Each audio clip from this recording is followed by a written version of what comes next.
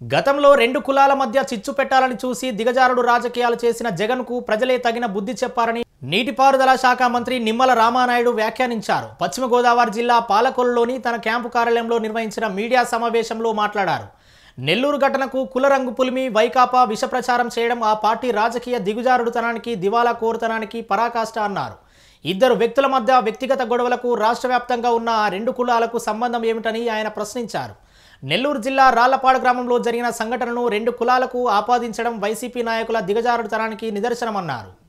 మరి ఈ కూటమి ప్రభుత్వాన్ని అప్రతిష్ట పాలు చేయాలనేటువంటి ఆలోచనతో జగన్మోహన్ రెడ్డి తొక్కని అడ్డదారులు లేవు, ఆడని అబద్ధాలు లేవు. మనం చూసాం ఈ 14-15 నెలల కాలంలో నెల్లూరులో జరిగినటువంటి సంఘటనను మరి కులం రంగు పులిమి శవరాజకీయాలు చేస్తూ ఆ యొక్క కులాల మతాల మధ్య విద్వేషాలని రెచ్చగొట్టి మరి మంటల్ని రేకెత్తించి ఆ మంటల్లో చలి కాసుకోవాలనేటువంటి విధానంలో ఏదైతే ఈరోజు జగన్మోహన్ రెడ్డి పనిచేస్తూ ఉంటే ఇతను ఒక రాజకీయ పార్టీకి అధ్యక్షుడా, ఇటువంటి వ్యక్తి 5 సంవత్సరాలు ఈ రాష్ట్రానికి ముఖ్యమంత్రిగా పనిచేశాడా అని చెప్పి ఈవేళ ప్రజలందరూ కూడా ఆలోచిస్తున్నటువంటి పరిస్థితి. ఎందుకంటే ఏదైతే నెల్లూరు రాళ్లపాడు ఏదైతే సంఘటన ఉందో మరి అక్కడ అందరికీ తెలుసు, ఆ ప్రాంతంలో కానీ గ్రామంలో ఉన్నటువంటి ప్రతి ఇంటిలోనూ చెప్తూ ఉన్నారు, ఎవరైతే మృతుడు లక్ష్మీనాయుడు ఎవరైతే ఉన్నారో, ఎవరైతే మరి నిందితుడు హరిశ్చంద్ర ప్రసాద్ ఎవరైతే ఉన్నారో మరి వారిద్దరి కుటుంబాలకి కూడా గతం నుంచి కూడా మంచి స్నేహం ఉన్నటువంటి పరిస్థితి.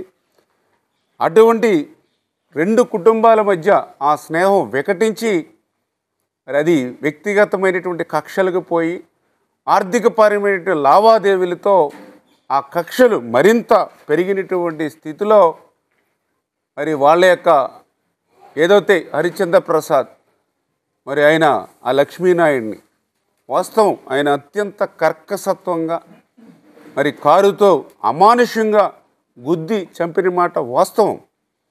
మరి ఆ రకంగా హరిశ్చంద్ర ప్రసాద్ ఏదైతే అంత రాక్షసత్వంగా అంత క్రూరత్వంగా ఏదైతే మరి ఆ రోజు హత్యలు చేశాడో అటువంటి నిందితుడిని ఏమీ ప్రభుత్వం వెనకేసుకొని రాలేదే, అటువంటి నిందితుడికి ఏమీ ఒత్తాస పలకలేదే.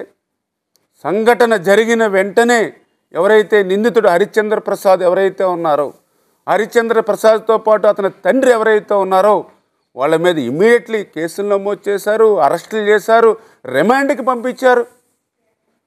మరి తర్వాత మళ్ళీ అక్కడ ఉన్నటువంటి మా స్థానిక శాసనసభ్యుడు సైతం ఆ కుటుంబం ఎవరైతే బాధిత కుటుంబం ఎవరైతే ఉన్నారో ఆ బాధిత కుటుంబానికి వెళ్ళి ధైర్యం చెప్పారు.